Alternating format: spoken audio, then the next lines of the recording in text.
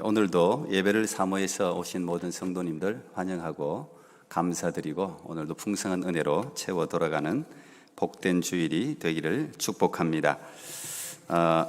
제가 우리 정성남 목사님 생일이신데 본인 생일을 또 본인이 기도하기도 그렇고 그래서 제가 한번 기도하고 말씀을 듣기를 원합니다. 우리 웬디 자매는 오셨어요 혹시? 지난주 등록하신 분 안 오셨어요? 예, 잠깐 기도하겠습니다. 하나님 감사합니다. 하나님께서 기름 부어서 세우신 정성남 목사님 보내주신 복된 날을 맞이하게 해주셔서 감사합니다. 수많은 사람 중에 구별하여 거룩한 하나님의 말씀을 전하는 대은의 종으로 세워주셔사오니 매일같이 날마다 성령께서 심령에 조명해 주셔서 하나님의 진리의 말씀을 그 입술을 통해서 증거할 때에 수많은 사람들이 하나님을 알고 주께 돌아와 구원 얻는 역사가 있게 하여 주옵소서. 하나님 정목사님을 돕는 사모님을 굳세게 붙드시고 심신이 힘들지 않도록 언제나 활력 있게 하늘의 은총으로 채워주시며 설하해 주신 귀한 3명의 자녀들을 하나님이 다 붙드셔서 하나님 할아버지 때부터 하나님을 섬긴 집안입니다.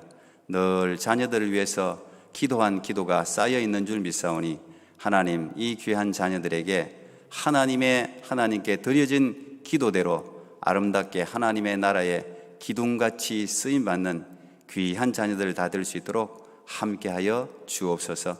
목회를 하시면서 성도들을 가슴에 품고 기도할 때 하나님 목사님의 기도를 통해서 성도들이 회복을 얻고 세워지고 기쁨을 찾고 생명을 얻는 역사가 있도록 목사님의 무릎 꿇고 기도하는 기도에 늘 하나님이 함께하여 주옵소서.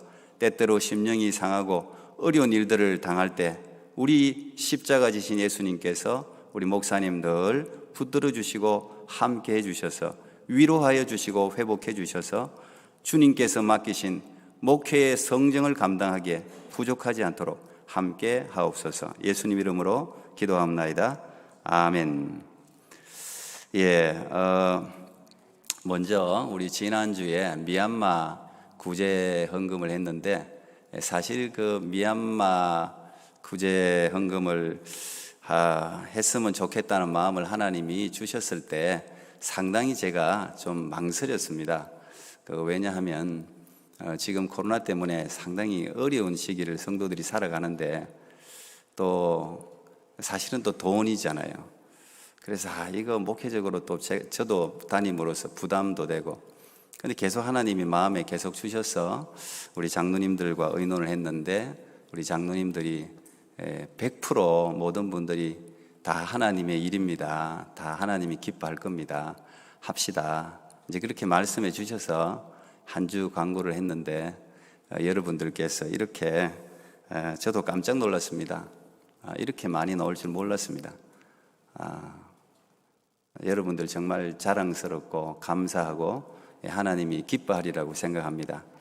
미얀마는 제가 선교사님 통해서 들어보니까 상당히 어렵다 그래요. 군부가 원체 세게 장악을 해서 상당히 그 자유를 회복하기가 참 현재로서는 상당히 어렵게 보인다. 그러나 하나님의 나라는 이루어질 것이다. 이렇게 선교사님 이야기를 들었는데 선교사님도 상당히 격려를 받고 여러분에게 감사하다는 말씀을 전해달라고 해서 전해드리고 진심으로 여러분 감사드리고 참 자랑스럽습니다. 하나님이 기뻐하시고 또 내고 싶지만 내지 못한 분들도 하나님이 채우셔서 지금은 낼 수 있는 분들이 내고 또 다음에는 또 하나님 채우신 분들이 내고 해서 하나님의 교회와 하나님의 나라가 정말 아름답게 세워지는 그런 일들이 여러분 모두에게 있기를 축복합니다. 감사합니다. 오늘은 기독교 베이직 시리즈 5번째로 예수 그리스도, 상당히 광범위한 주제입니다. 성경 전체가 예수 그리스도를 이야기하고 있습니다. 우리가 살아가는 이 역사의 주인공도 예수 그리스도입니다. BC, Before Christ, AD, Anno Domini, BC와 AD를 나누는 분기점이 예수 그리스도십니다. 역사는 예수 그리스도를 알지 않고서는 역사의 해석이 안 됩니다. 개인의 역사, 세계의 역사도 사실은 이 예수 그리스도가 시작이고 마지막이고 주관하고 있기 때문에 예수 그리스도를 반드시 알아야 역사의 주인공으로 설 수도 있어요. 또한 천국과 지옥의 분기점도 예수 그리스도십니다. 예수 그리스도를 믿고 알아야 천국, 영생을 얻을 수 있고, 그렇지 못하면 지옥에 갈 수밖에 없는 아주 중요한 분기점이 예수 그리스도십니다. 짧은 시간에, 그러나 예수 그리스도 우리가 다 믿고 여기 나왔는데 예수 그리스도께서 주시는 은총을 저와 여러분들이 누리길 바랍니다. 오늘을 팜 선데이, 종려주일이라고 부르죠. 오늘부터 고난주간이 시작됩니다.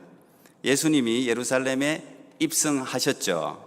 어린 나귀 새끼를, 아까 우리 황성한 집사님께서 기도를 다 잘 해주셨는데, 어린 나귀 새끼를, 사실 어울리지 않는 행색이지만 그 어린 나귀를 타고 예루살렘에 입성할 때 마침 그때가 패스오버, 유월절 기간, 지금도 아마 유대인들이, 여기 살고 있는 유대인들이 아마 곧 이번 주 토요일이 유월절이죠, 지킬 텐데 가장 큰 절기이기 때문에 수많은 사람들이 세계 각지에서 모여들었습니다. 예루살렘은 그야말로 북새통인데 그 많은 사람들이 예수님을 환영하러 나와서 호산나 찬송한다. 예수님의 행렬은 마치 왕의 행렬을 연상케 할 정도로 예루살렘 성이 소동할 정도의 엄청난 행렬이었습니다.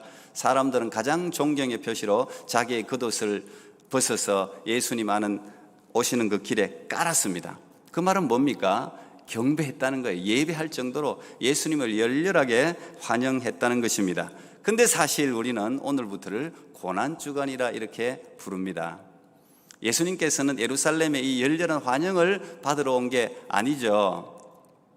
예수님은 이 예루살렘 입성하기 전에부터 예루살렘 성을 보시면서 우셨습니다. 그리고 자기가 지금 가는 길이 십자가의 죽음의 길이라는 사실을 알고 지금 예루살렘 성에 들어오신 것입니다. 여기 들어오면 죽는 거예요. 근데 알고 들어오셨어요. 왜? 하나님이 자신을 이 땅에 보내신 이유가 그거였기 때문에 너는 유월절의 어린 양이다. 유월절의 어린 양이다. 그래서 지금 이 가는 길은 고난의 길이죠. 사실은 예수님에게 있어서는. 예수님은 왜 이 죽음을 뻔히 알면서도 이 길을 걸어가셨을까요? 우리는 이 고난주간을 영어로는 Holy Week 내지는 Passion Week라고 그렇게 부릅니다. 저는 Passion Week라고 부르는 걸 좋아해요. 때로는 사랑이 죽음을 능가합니다. 사람은 참 놀랍습니다. 하나님의 형상을 닮은 사람은 놀라워요. 죽을 걸 알면서도 죽음으로 덤빌 수 있는 게 사람이에요. 죽음을 능가하는 게 사랑입니다. 사랑.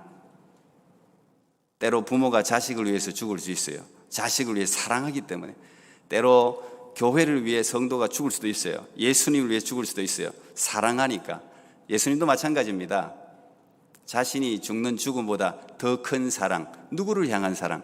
우리를 향한 사랑입니다. 죄인을 위한 사랑입니다. 그 사랑 때문에 자기 목숨보다 우리를 향한 사랑이 더 컸기 때문에 예수님은 지금 예루살렘 성으로 죽음의 향기가, 죽음의 냄새가 진동하는 그 예루살렘 성을 향해서 걸어가신 것입니다. 그 사랑의 열정, 그래서 우리는 이 주간을 패션 위크라고 부르는 것입니다. 그런데 여러분 아시다시피 이 종려나무 가지를 흔들고 겉옷을 벗어 던지면서 열렬히 박수치며 환영하는 인파를 우리가 언제 또 다시 만나게 됩니까? 불과 며칠 지나지 않습니다. 불과 4일, 5일 지나서 이 인파들을 새로 만나게 됩니다. 이 군중들은 빌라도 법정에 모였습니다. 그리고 예수님을 십자가에 못 박으라고 외쳤습니다. 그리고 예수님께서 그 다음날 골고다를 향해서 십자가를 지고 걸어가실 때 예수님을 향해서 침을 뱉고 조롱하고, 예수님이 십자가에 매달렸을 때는 네가 왕이라면 그 십자가에서 내려와라, 너 왕이라면서, 너 하나님이라면서 조롱과 야유를 쏟아부었습니다. 저 예루살렘 입성 때 환영하던 저 사람들, 똑같은 사람들이 어떻게 그렇게 달라질 수 있을까요?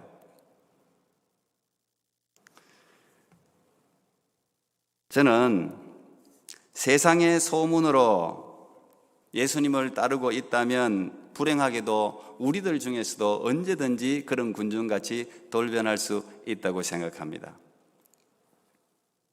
만약 교회에서 좋은 설교나 도덕적인 감화가 좋아서 편해서 그냥 예수님을 따르는 사람들이라면 예수님의 12제자들, 3년이나 예수님의 기적을 보고 말씀을 들었던 12제자들도 예수님이 십자가에 빌라도 법정에서 있을 때 십자가를 지고 끌려갈 때 다 도망갔습니다. 우리는 그보다 못한 사람들인데 언제든지 그렇게 바뀔 수 있는 게 사실 우리의 존재입니다. 그래서 저는 오늘 이 예수 그리스도를 전하면서 예수님이 나를 사랑하신 것 같이 우리가 제가 예수님을 사랑할 수 있으면 좋겠다. 예수님이 나를 아는 것만큼 내가 예수님을 알았으면 좋겠다. 우리 성도님들이 예수님을 알았으면 좋겠다. 이런 열망이 있어요. 예수님에 대해서 사실 우리가 신학적으로, 성경적으로 창세기부터 계시록까지가 전부 예수님 이야기인데 이걸 어떻게 제가 다 전할 수가 있겠습니까? 그런데 어쨌든 제 마음속에는 예수님을 사랑하는 마음, 예수님을 알고자 하는 마음, 그 마음이 우리 성도들에게 있었으면 좋겠다 하는 마음으로 여러분과 함께 오늘 나누는 것이죠. 성경은 신구약 전체 주제가 다 예수 그리스도입니다. 예수 그리스도. 예수 그리스도를 빼버리면 성경이 전체가 해석이 안 됩니다. 성삼위, 성부, 성자, 성령의 모든 사역도 예수 그리스도를 중심으로 펼쳐져요. 예수 그리스도를 중심으로 성부 하나님과 성령 하나님이 합동으로 구원 프로젝트를 하고 있는 모습이 성경에서 우리에게 이야기해 주고 있습니다.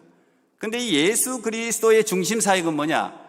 예수 그리스도의 중심 사역은 바로 나 같은, 우리 같은 이런 죄인들을 구원하는 사역이에요. 그게 중심 사역이에요. 그러면 성경은 전체가 인간을 향한 하나님의 구원 스토리다. 우리가 알고 있듯이 예수 그리스도가 주제신데 예수 그리스도의 관심, 예수 그리스도의 사역의 중심이 인간 구원에 있기 때문에 결국은 우리를 향한 사랑의 러브 스토리라고 우리가 이야기하지 않습니까? 참 놀라운 이야기죠. 저는 오늘 마가복음 1장 1절 이 한 절을 통해서 요만큼만, 오늘 이 1장 1절에 있는 만큼만 여러분과 함께 예수 그리스도를 나누기를 원해요. 우리가 알다시피 신약에는 4개의 복음서가 있습니다. 마태, 마가, 누가, 요한복음이 있는데 그 중에 가장 짧은 복음서가 마가복음이죠. 마가복음은 16장밖에 없습니다.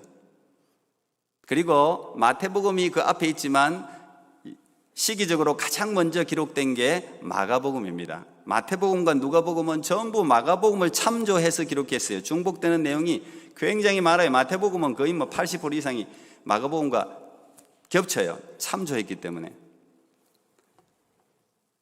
마가복음이 언제 기록되었느냐? 이 시기가 중요합니다. 정확한 시기를 알 수 없지만 모든 신학자들은 AD 65년부터 AD 70년 사이에 기록되었을 것이라고 이야기합니다. 이제 이게 굉장히 중요히 기억하고 계세요. 이 기록 장소, 마가복음을 어디서 기록했냐? 로마에서 기록했다고 합니다. 그렇다면 마가복음을 받는 대상, 수신자들은 누구냐? 로마에 있는 성도들입니다. 물론 오늘 우리도 수신자가 될 수 있지만 그 당시 이 마가복음의 직접 계층은 로마에 있는 성도들이라고 볼 수 있습니다. 그러니까 이 마가복음은 기록된 이유 자체가 로마와 굉장히 깊은 관련이 있죠. 이 마가의 원래 히브리식 이름은 요한입니다. 마가 요한 이렇게 등장하죠. 원래 마가는 로마식 이름이에요. 어떻게 보면 마가는 로마의 선교사로 헌신된 사람이라고도 볼 수 있습니다. 마가는 여러분 알다시피 12제자도 아닙니다. 근데 마가복음이 굉장히 중요한 복음서로 우리에게 오늘 소개되고 있습니다. 왜 그럴까요? 신약 성경이 정경으로 들어갈 때 그 기준 중 가장 중요한 기준이 사도가 적었느냐 안 적었느냐가 굉장히 중요한 기준이에요. 그런데 이 마가복음은 사도 중에서도 가장 수제자라고 할 수 있는 베드로의 복음서라는 별명이 붙어 있습니다. 마가가 기록했지만 베드로의 이야기를 전부 기록하고 있기 때문에 마가는 베드로의 동역자면서 베드로의 헬라어 통역관이었습니다. 베드로의 설교가 전부 마가복음에 들어가 있다고 볼 수 있죠. 그렇기 때문에 마가복음은 오늘 성경으로 우리에게 소개될 수가 있었던 것입니다. 베드로전서 5장 13절에 보면 택하심을 함께 받은 바벨론에 있는 교회가 너희에게 문안하고 내 아들 마가도 그러하느니라. 베드로는 마가를 아들로까지 소개하고 있습니다. 여기서 바벨론이 어디냐? 신학자들마다 이야기가 많지만 대체로 이 바벨론을 로마라고 이야기하는데 큰 의의는 없습니다. 바벨론은 로마입니다. 지금 베드로는 로마에 있습니다. 마가가 마가복음을 적을 당시 베드로가 감옥에 갇혀 있었든지 아니면 베드로가 순교한 직후에 마가복음은 기록되었습니다. 로마에 어떻게 기독교인들이 생기게 되었느냐? 12사도가 전한 게 아니죠. 로마에 기독교인들이 생긴 이유는 오순절, 사도행전의 오순절 사건, 성령이 강림한 사건, 거기에 로마에서 온 성도들이 성령을 받았습니다. 예수 그리스도를 알게 되었습니다. 그 사람들이 로마로 돌아가서 이 예수 그리스도를 전하는데 삽시간에 기독교인들이 로마 가운데서 엄청나게 퍼졌어요. 베드로와 바울이 갔을 때는 이미 막 기독교인들이 쫙 얼마나 많이 그곳에 생겨났는지 몰라요. 로마에 어떻게 보면 신생 종교가 생겨난 겁니다. 계속해서 확산되는 추세입니다. 베드로와 바울까지 로마에 가서 복음을 전했으니까 얼마나 많은 사람들이 더 예수님께 돌아왔겠습니까? 로마에서도 무시할 수 없는 종교로 자리 잡아가고 있던 중이죠. 그런데 그때 로마에 하나의 큰 사건이 생기죠. AD 64년 7월 18일입니다. 이거 역사적인 사건이니까요. 로마에 큰 화재가 발생합니다. 로마는 14개의 행정구역이 있었는데 이 불이 얼마나 컸는지 여러분 생각해 보세요. 우리나라 대한민국에 8도가 있으면 14개 행정구역 중에 10개의 행정구역이 거의 다 불타고 소멸될 정도의 엄청난 화재였습니다. 그 당시에 건물들이 거의 다 나무로 지어진 목조 건물이었기 때문에 이 불을, 바람과 함께 불어오는 이 불을 오늘날 같이 소방기구가 많은 것도 아니고 잡을 수가 없었어요. 겨우 한 3-4개 정도의 행정구역만 남았어요. 그러니까 저 불과 함께 얼마나 많은 시민들이 죽었겠습니까? 엄청난 사람들이 죽었습니다. 이 사람들이 이 죽음 앞에 오열하면서 사람은 뭔가 안에 악이 받치면 이걸 쏟아낼 대상을 찾게 돼 있어요. 로마의 시민들이 대상을 그 당시 로마를 통치하고 있던 폭군 네로 황제를 대상으로 삼았습니다. 네로가 살고 있는 궁정으로 몰려갔습니다. 네로는 그때 휴가 중이었는데 급하게 돌아왔습니다. 근데 네로가 얼마나 자기 권력에 집착하는 사람입니까? 자기 친엄마도 죽이죠. 자기 친자식도 권력을 보존하기 위해서 죽였던 폭군입니다. 이 로마의 이 네로의 폭정에 참고 참았던 분노가 이 화재로 인해서 터져 나온 거예요. 그러니까 네로는 이 시민들의 분노를 잠재우고 다른 데로 화제를 돌려야 됩니다. 오늘 정치인들이 다 그렇게 하잖아요. 화제를 돌려야 되는데 찾다가 신생 종교, 특히 로마의 시민들 전체가 다 싫어하는, 로마 시민들이 다 기독교인들을 싫어했어요. 왜? 그 당시 기독교인들은 진짜 예수 믿는 사람으로 살아갔어요. 우리가 보면은 정말 대단한 사람들이죠. 그 당시 로마는 아우구스투스 때부터 황제를 신격화시켰습니다. 황제가 죽고 나면 다 숭배하게 했습니다. 그런데 그 로마의 황제 숭배에 전격적으로 반대하는 딱 유일한 무리가 기독교인들이었습니다. 황제를 숭배할 수 없다는 거예요. 그리고 모든 종교에 그 당시에는 우상이 엄청나게 많았습니다. 로마에 가지가지 종교가 많았는데 그걸로 먹고 사는 사람들이 너무 많았어요. 그런데 기독교인들은 그런 제전이나 그런 행사에 참여를 안 했어요. 그리고 도덕적으로 깨끗해요. 죄 지은 사람이 깨끗한 사람 보면 찔리잖아요. 로마 사람들이 다 싫어하니까 네로가 기독교인들, 저들이 불을 질렀다. 로마 시민들이 거기에 다 넘어갔습니다. 함께 그냥 기독교인들을 사냥하기 시작했습니다. 네로가 기독교인 로마에서 첫 번째 기독교 박해인이라고 볼 수 있는데 엄청난 박해를 가했습니다. 무조건 잡아서 죽였습니다. 지금 저기에 여러분들이 잘 보일지는 모르겠는데 보시면 여기 네로 황제가 앉아 있고 여기 지금 기독교인들이 매달려 있죠. 여기 이제 불을 지릅니다. 네로가 어느 정도 박해했느냐? 자기의 정원을 인간 기름, 기독교인들을 태워서 그 정원을 밝혔다 그래요. 얼마나 많은 사람들이 죽어났겠습니까? 그리고 수많은 사람들이 피해서 갔지만 기독교인들이 죽음을 각오하고 자기 동료들을 고발하지 않으니까 이 기독교인들이 자식을 다 불러옵니다. 상봉하게 만들고 서로 얼싸안게 만들고 좋은 음식을 내주고 그 다음에 그 자식들에게 양가죽 같은 걸 벗겨서 자식들에게 입혀요. 양가죽을 입혀가지고 그 다음에 그 당시 여러분 사냥개 그걸 며칠 10일 이상 굶겨요. 굶기고 난 뒤에 이 사냥개를 풉니다. 그러면 그 사냥개가 그 자식들을 물고는 놓질 않습니다. 그걸 기독교인들 부모들이 보게 만드는 거예요. 그래서 다 서로 배교하게 만들었습니다. 엄청난 폭군 박해가 이 기독교인들에게 가해졌던 것이죠. 그때 베드로가 순교를 합니다. AD 64년 불이 나고 64년 말이나 이 베드로가 순교하게 됩니다. 그리고 67년에 바울도 순교하게 됩니다. 삽시간의 영적인 거장들을 로마에 있는 모든 기독교인들이 잃어버렸어요. 주위에서는 전부 엄청난 박해가 가해집니다. 견딜 수 없는 엄청난 고난이 시작되니 기독교인들이 우왕좌왕하기 시작하죠. 그런데 중요한 것은 이 엄청난 고난이 왜 생겼는지, 우리가 열심히 예수님 믿고 있는데 도대체 하나님은 왜 우리를 돕지 않는지, 우리가 뭘 잘못했는지 이 고난에 대해서 해석해 줄 사람이 없는 거예요. 인간은요, 위대해서 고난 그 자체 때문에 좌절하고 절망하고 죽는 사람은요 생각보다 많지 않습니다. 인간의 절망은 어디서 오느냐? 이 고난이 해석되지 않을 때, 왜 이 고난이 있느냐가 해석되지 않을 때, 이유를 알 수 없을 때, 그 끝을 알 수 없을 때 사람은 절망하고 죽어요. 근데 이 고난이 해석이 된다면 사람은요 그 고난을 견뎌냅니다. 근데 이걸 해석해 주는 사람이 없는 거예요. 베드로는 순교했죠. 사람들은 우왕좌왕하고 있죠. 이런 배경 속에서 베드로의 설교를 수도 없이 통역하고 베드로의 모든 걸 다 기억하고 있는 이 마가, 물론 사실 마가도 실패했던 적이 있죠. 바울과 바나바가 1차 선교 여행 갔을 때 따라갔다가 힘들어갖고 돌아온 사람이 마가 아닙니까? 그런 실패, 그걸 베드로가 받아줬잖아요. 신자식처럼. 자기도 실패해 봤으니까.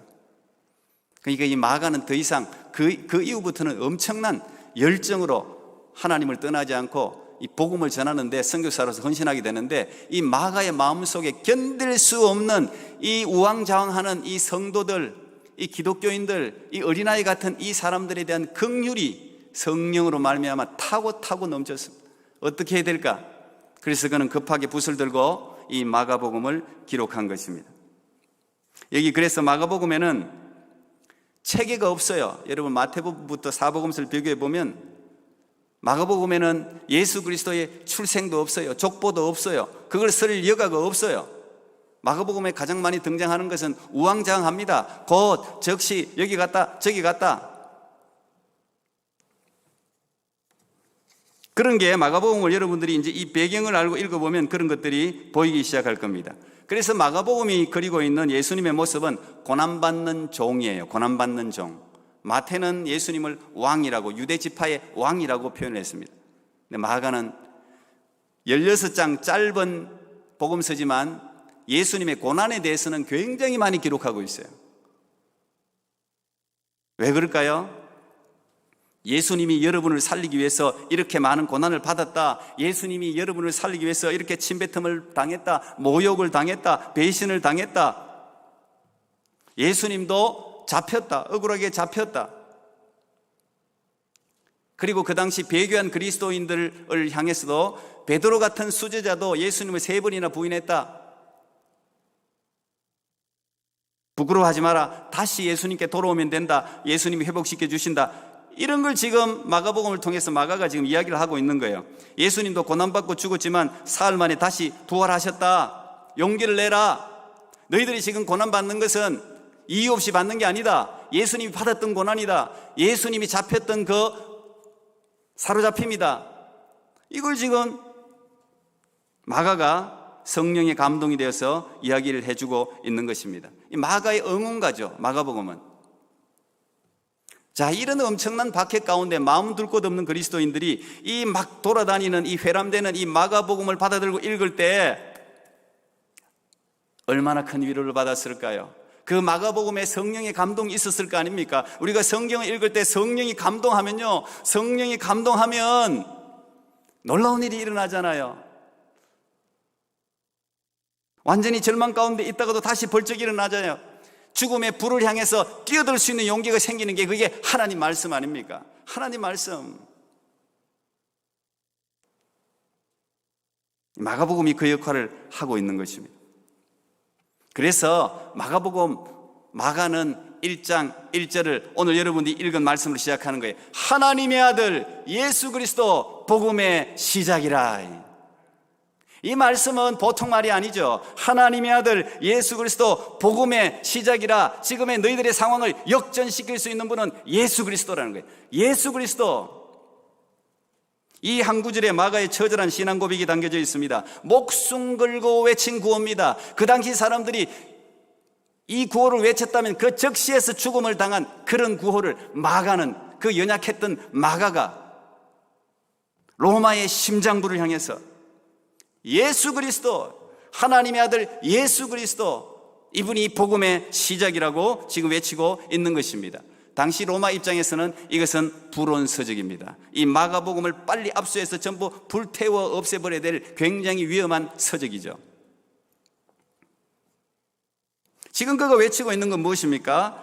로마의 황제가 진정한 왕이 아니라는 거예요. 로마의 황제는 결코 하나님이 될 수 없다는 거예요. 우리의 왕, 우리의 하나님은 예수 그리스도다. 그것이 복음이다. 우리가 섬길 뿐, 우리가 예배드릴 유일한 하나님은 예수 그리스도다. 이걸 1장 1절에서부터 선포하고 있는 것입니다. 하나님의 아들, Son of God, 하나님의 아들. 이게 무슨 말입니까? 예수님이 하나님이란 이야기예요. 예수님이 하나님이란 이야기예요. 너희들이 예배할 하나님은 예수님이란 이야기를 하고 있는 겁니다. 그분은 말씀대로 오셨고 죽은 자도 살리셨고 폭풍도 잠잠케 하셨고 베드로도 주는 그리스도시요 살아계신 하나님의 아들이라고 그 앞에서 이야기하지 않았습니까? 도마도 나의 주 나의 하나님입니다. 그 앞에서 부활하신 예수님께 그렇게 고백하지 않았습니까? 그런데 예수님은 베드로가 나의 하나님, 살아계신 하나님의 아들이라고 고백할 때 그것은 고백이 아니라 예배였어요. 예배. 당신은 하나님입니다. 근데 예수님은 그걸 받았어요. 왜? 하나님이셨기 때문에. 그 경배를 받으셨단 말이에요.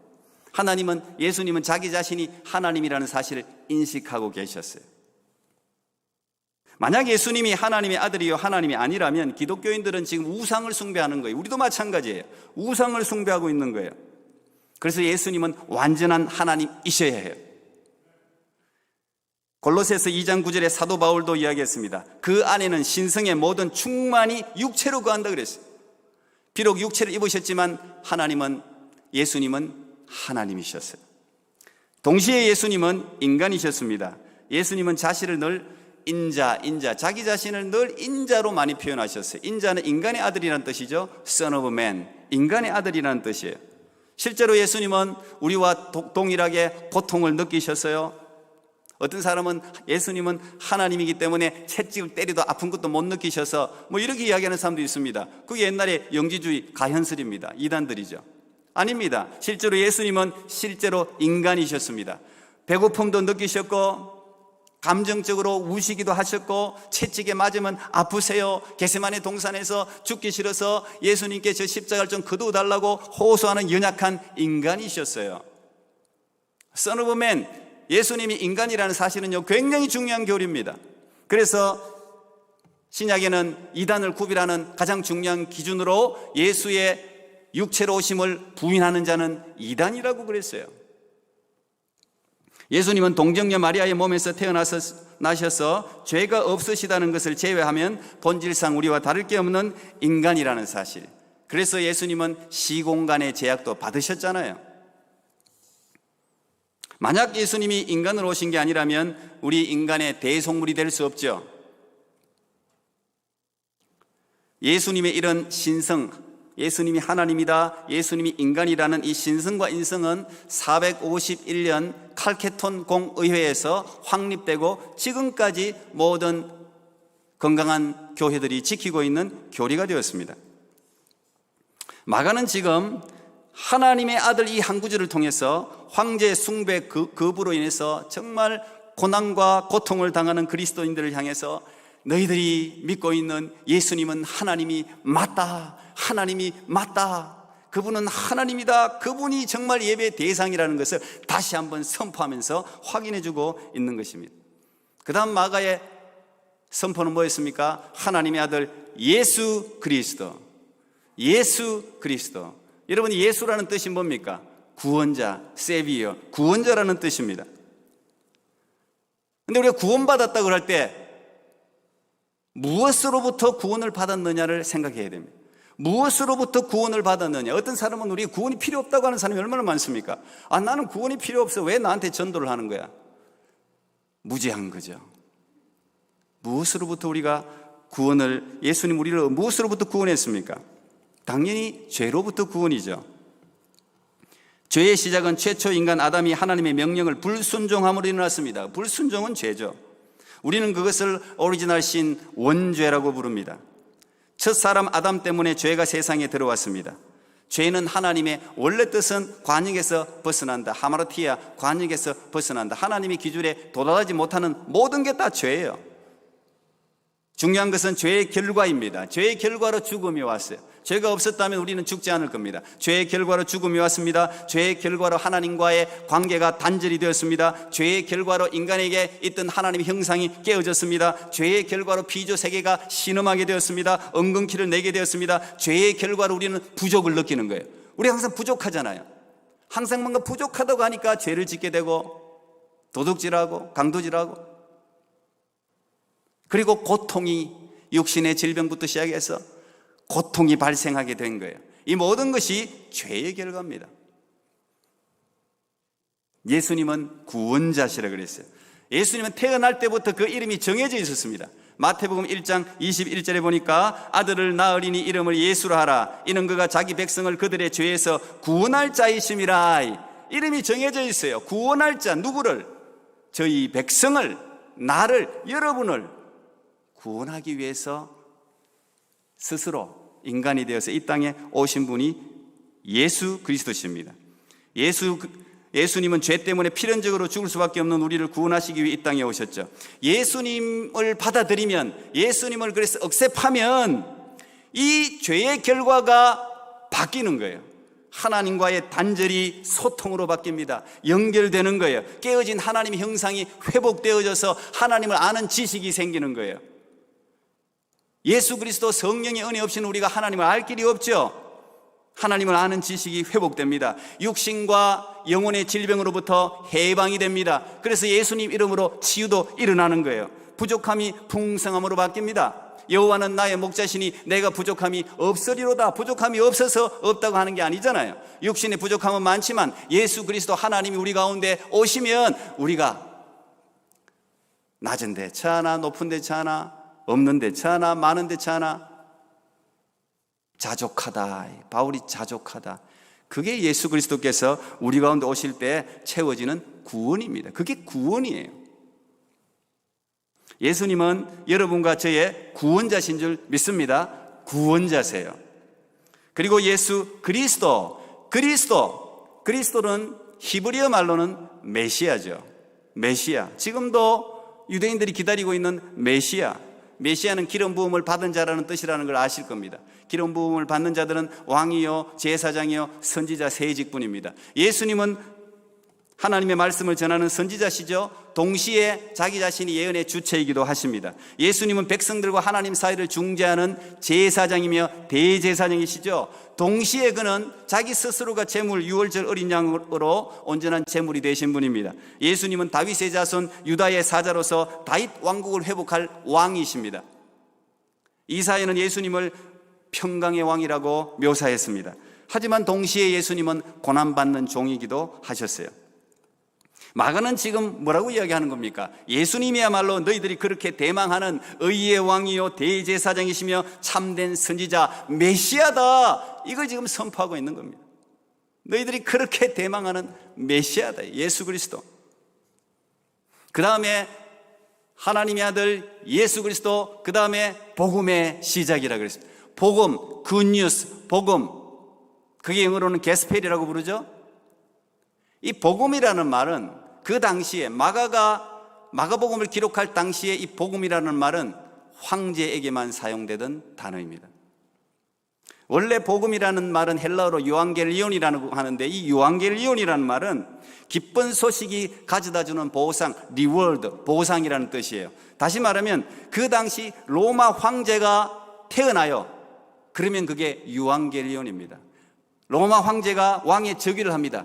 그게 유앙겔리온입니다. 로마 황제가 전쟁에서 승리합니다. 그러면 전령들이 달려가서 백성들에게 여기에 유앙겔리온이 있다, 유앙겔리온, 복음의 소식. 그래서 그들에게 선물을 나눠주는 거예요. 황제가 태어나거나 황제가 즉위를 하거나 전쟁에서 승리하면 소위 말하는 특식을 나눠주는 거예요. 선물을 나눠주는 겁니다. 그래서 백성들은 그걸 기쁜 소식이죠. 선물을 받으니까. 그 유앙겔리온은 왕에게만, 로마 황제에게만 해당하는 단어였어요. 그런데 오늘 이 마가가 뭐라고 하고 있는 게요? 유앙겔리온, 하나님의 아들 예수 그리스도 유앙겔리온, 복음의 시작이다. 로마 황제의 생일이 유앙겔리온이 아니라 예수 그리스도의 탄생이 복음이라는 거예요. 그게 유앙겔리온이라는 거예요. 예수님의 왕의 즉위가 유앙겔리온이라는 거예요. 예수님이 사단의 세력으로부터 여러분들을 구원한 그 승리의 날이 유앙겔리온이라는 것을 지금 마가는 선포하고 있는 것입니다. 그게 유앙겔리온이에요. 저는 오늘 이 유앙겔리온, 이 기쁜 소식, 이 복음에 하나의 뜻을 더 추가하고 싶어요. 이 복음 안에는 고난이라는 뜻도 내포되어져 있습니다. 여러분, 큰 기쁨은 언제나 고난이 동반되게 되어 있어요. 열심히 사법고시 준비해서 사법고시에 패스하면, 열심히 공부해서 대학에 진학하면, 열심히 공부해서 자기가 원하는 거 얻으면 기쁜 소식이죠. 그런데 기쁜 소식에는 열심히 공부할 때에 고난과 대가가 있기 마련이에요. 고난이 없는 기쁨은 무가치합니다. 그래서 복음에는 고난이라는 뜻이 동반되어 있어요. 예수님의 부활의 승리에도 십자가 고통이 동반되어져 있잖아요. 진정한 기쁨은 십자가를 통과한 기쁨입니다. 그래서 모든 기독교인들은 바로 부활로 가는 경우가 없어요. 신앙의 단계가 바로 부활로 올라가는 사람은 없어요. 다 십자가에서부터 올라가게 돼 있어요. 그래야 그게 기쁜 거니까. 그게 기쁜 거니까. 고난을 통과해야 기쁜 거니까. 여러분의 삶에도 고난이 있는 것은 그게 복음이기 때문임을 믿으시기 바랍니다. 복음이기 때문에 고난이 있는 거예요. 참 아들이기 때문에 예수님이 성도들을 시험하고 단련하는 것입니다. 욥기 23장 10절, 여러분 잘 아는 말씀인데, 나의 가는 길을 오직 그가 아시나니 그가 나를 단련하시는 후에는 내가 정금같이 나오리라 그랬습니다. 이 정금이라는 말, 순금, 여러분 좋아하시죠? 24K, 18K가 좋아요, 24K가 좋아요, 14K가 좋아요.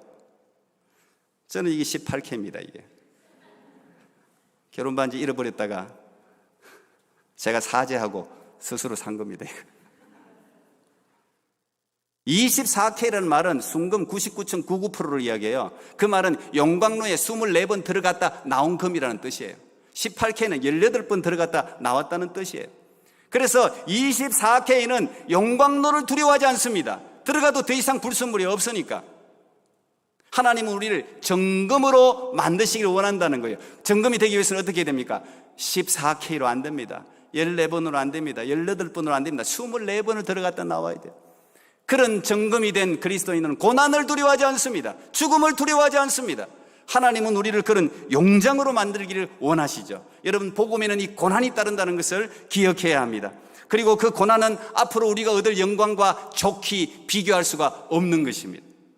하나님 우리를 그렇게 세우시는 것이죠.